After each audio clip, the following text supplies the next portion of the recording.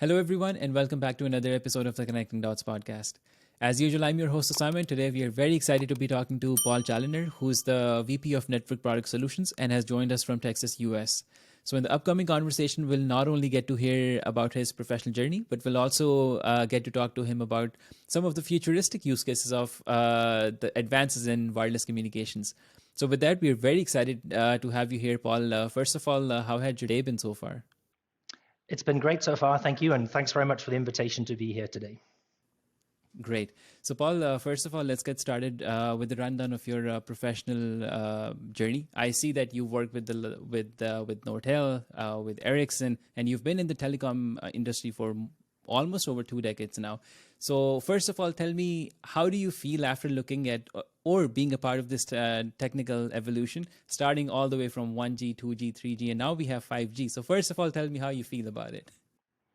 It's been great. I mean, I've been so fortunate to be on the cutting edge of all these new technologies. You know, I don't normally admit to 1G, but I was involved in 1G. And so now in this year, really starting to work more on 6G as well.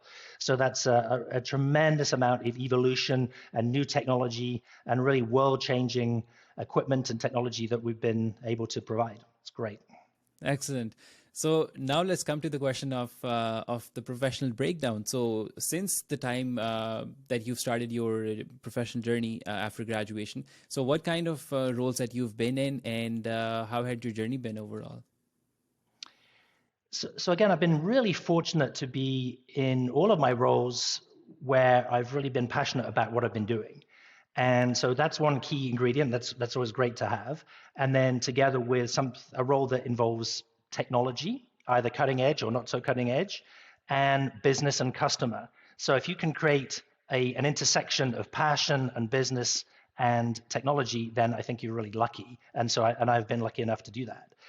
And so, you know, I think if I look at my current role with Ericsson working on 5G and a little bit of 6G, we are able to bring the Ericsson portfolio of radios and technology to our customers and making the most of our portfolio and really pushing the envelope in terms of new technology. So that's super exciting.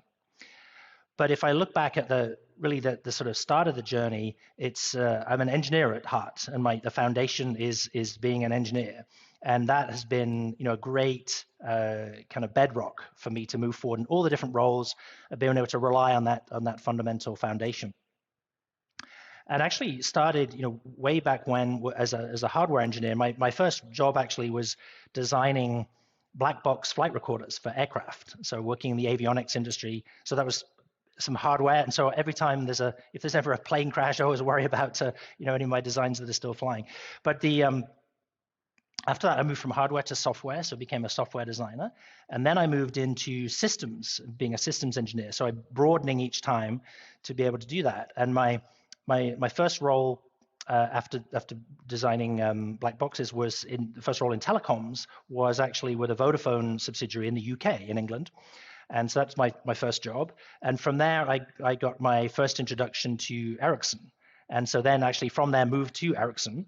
And so that was my first Ericsson experience in the UK in a place called Guildford there. And so that was kind of early days.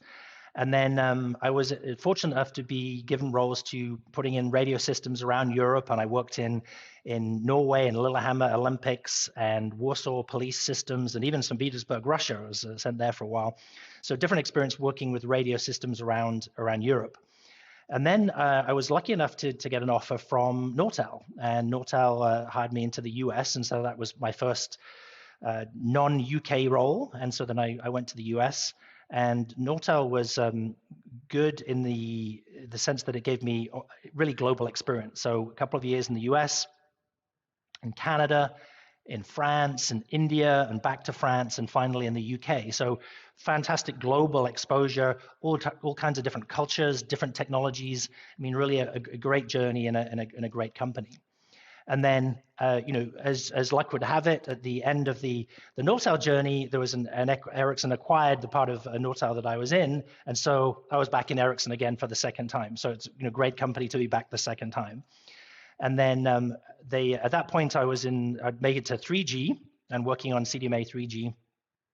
and then which was great in the US, working with customers like Sprint and Verizon and so on.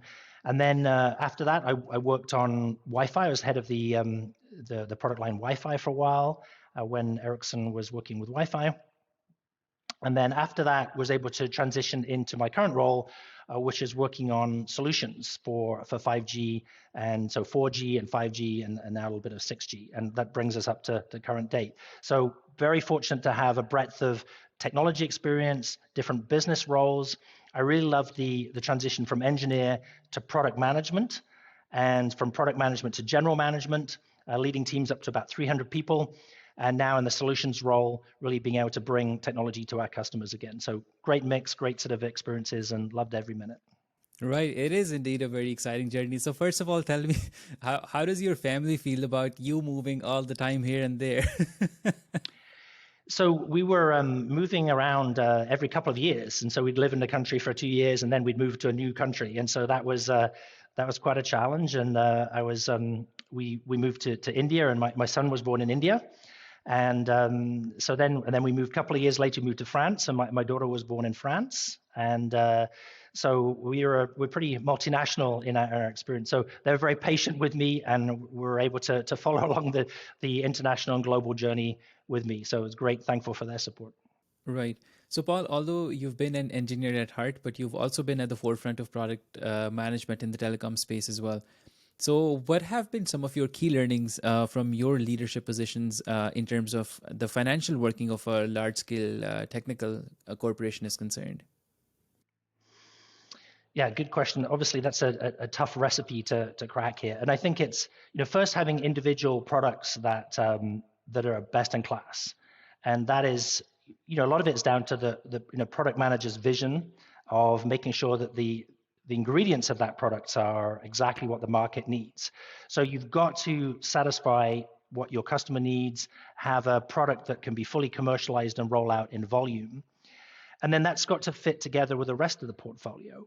And so it comes with really understanding the market and what's the market size you're going after, what does the market need, and who your customer base is, and who are the big customers, and how are you going to get to a scalable solution, a scalable market share for that product. You don't want to be niche, you want to be in the mainstream middle, which means you have to have the right investment, long-term investment, the right cost base, and the minimum viable product needs to be the first step, and then you need to scale that to your full commercialization.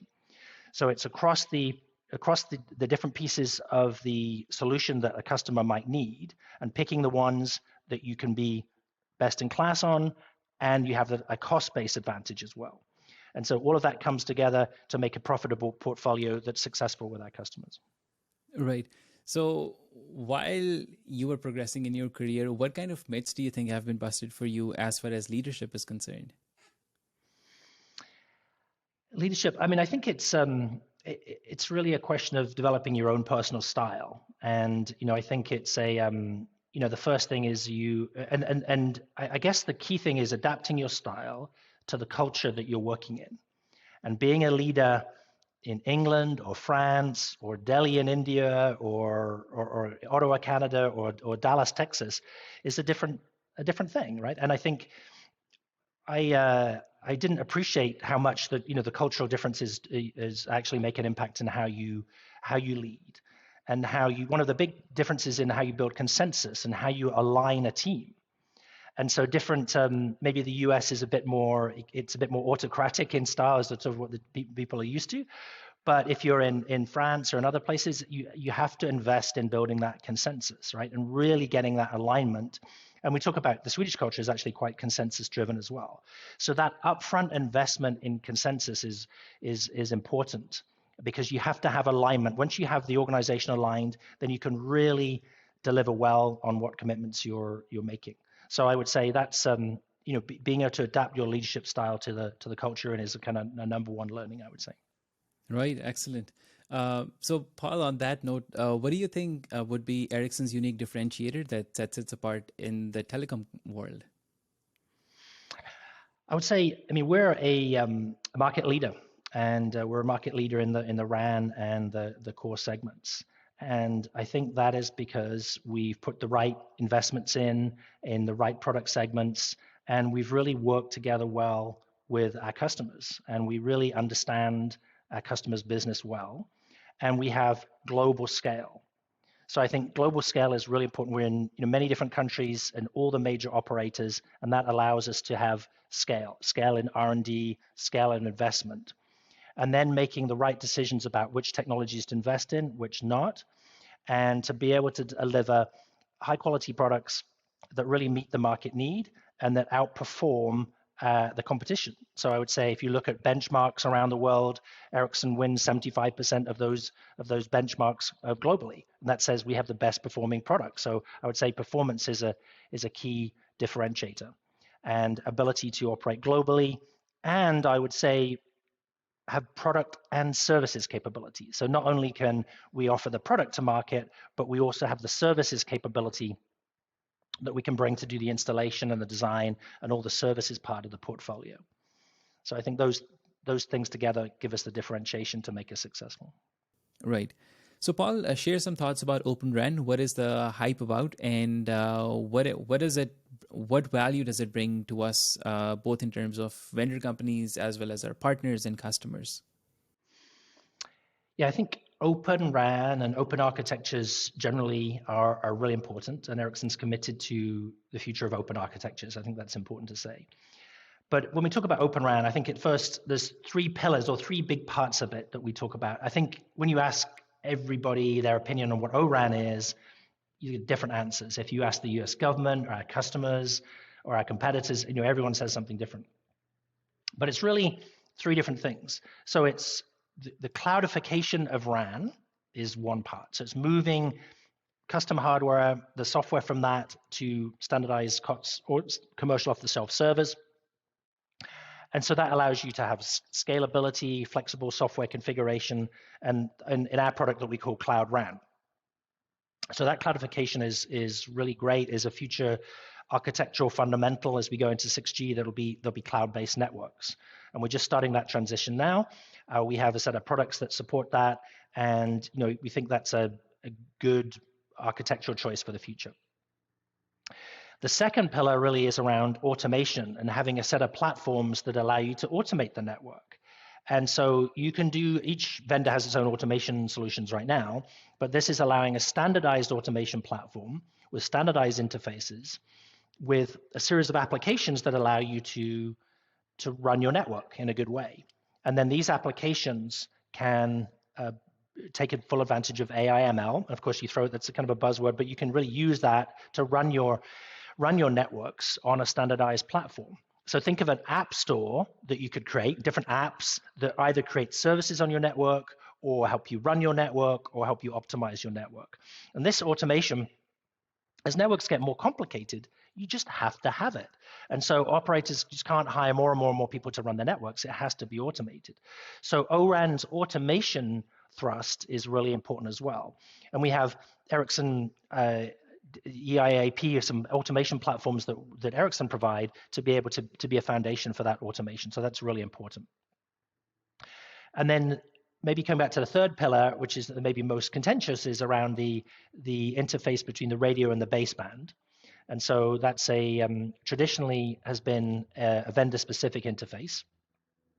And the O-RAN Alliance, which is the body or the standards body that defines those interfaces, is defining the interfaces between the radio and the baseband.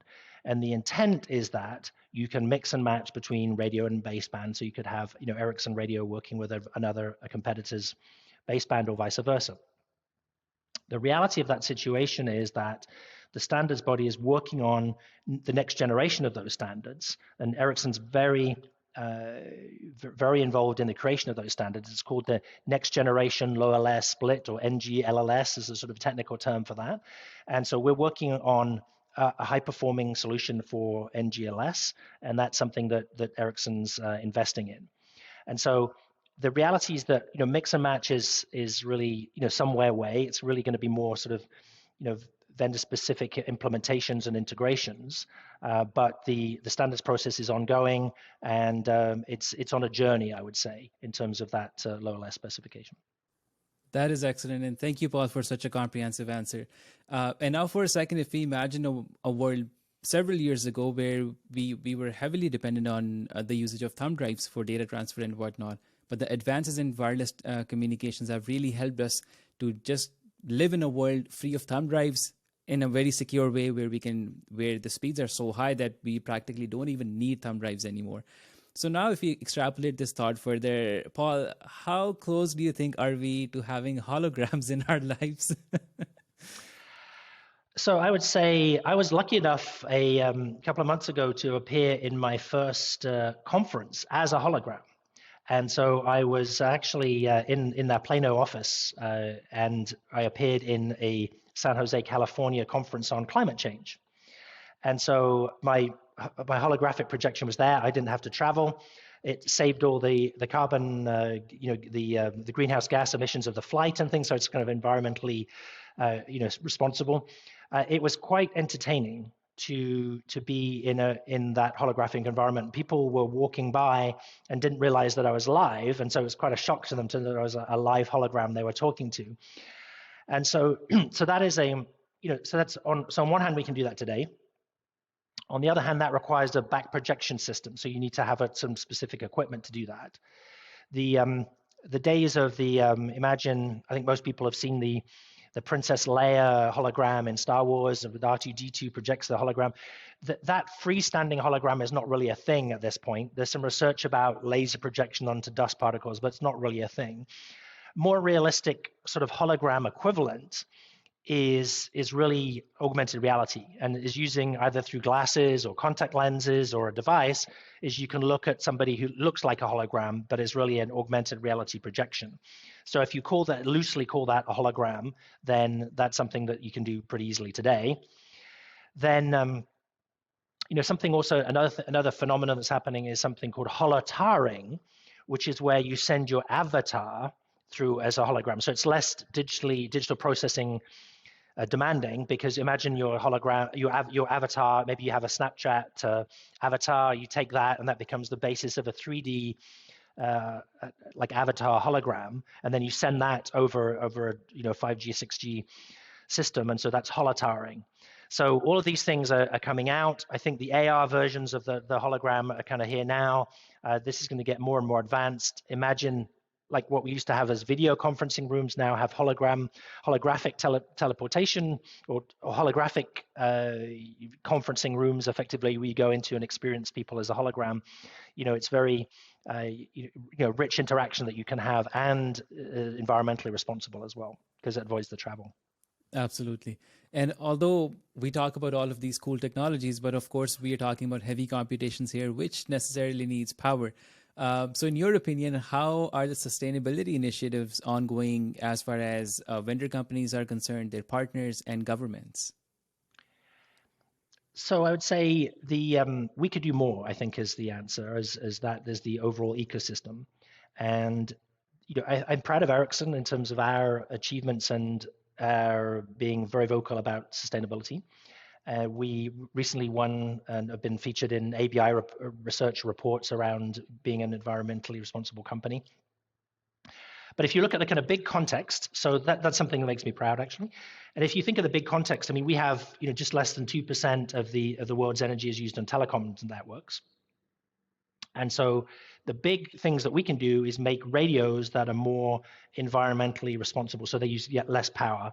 Typically, each radio that comes out, maybe 20, 30% less power. So that's great. The next thing you can do is switch off the radios when you're not using them. So when traffic is not coming into the network, you can switch off the radio. And doing that in an intelligent fashion is the next biggest thing you can do. So latest radios, latest software help control that sort of 2% or less than 1.4%, actually, I think it is, of network energy usage.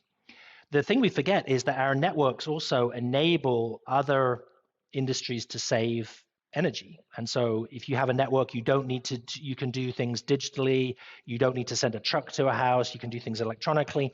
And that saving can be very substantial and much bigger than the energy usage of the network. I think the other thing to think about is it's not the data is always going to go up, and more data will need more power, basically.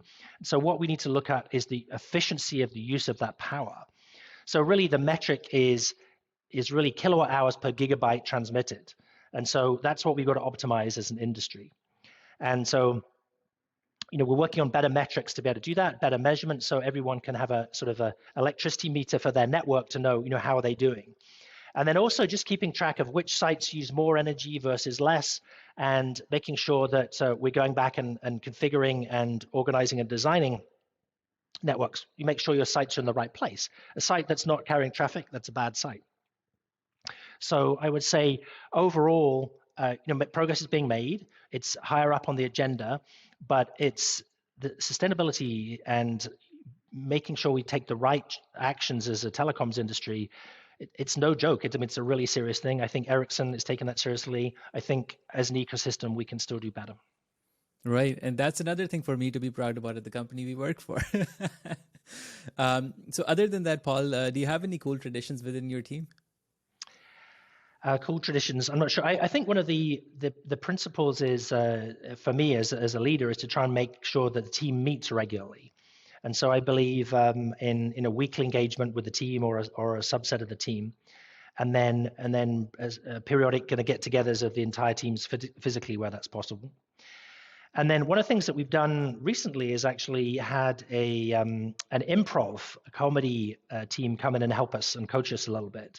And so that I think is particularly fun. And so they make you do different improv exercises, and you kind of feel a bit silly, but it's really good because it breaks down barriers. And also they have one principle, which is when you have to build on a prior comedian's kind of comment when you're making an improv story. And so you have to say yes and then add your part of the story, as opposed to oh no but or something negative. So it creates this yes and energy. And so the yes and the use of improv comedy skills is something pretty cool that we've done recently. I kind of think it's really fun. That is pretty nice. And of course, like if we are to meet, well, we don't necessarily need to go full remote, but if we can have this hybrid sort of work environment, I think it really helps sustain that human connection that we have with our teammates, because we are more than just our team's images, right? So other than that, Paul, as far as your formal education is concerned, share some thoughts about that as well. What kind of formal education did you go through, and how did it help you in being who you are today?